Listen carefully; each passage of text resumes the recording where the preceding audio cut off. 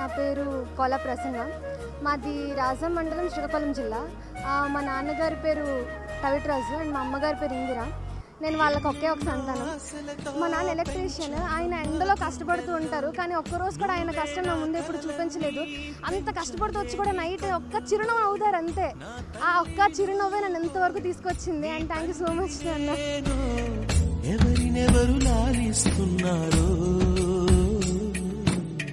చిత్రంగా చూస్తుంటే నీ కన్నట్టు.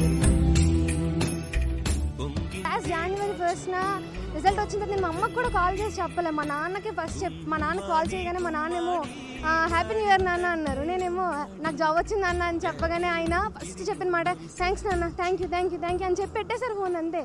అంటే ఆ కళ్ళలో ఆనందం అన్నమాట.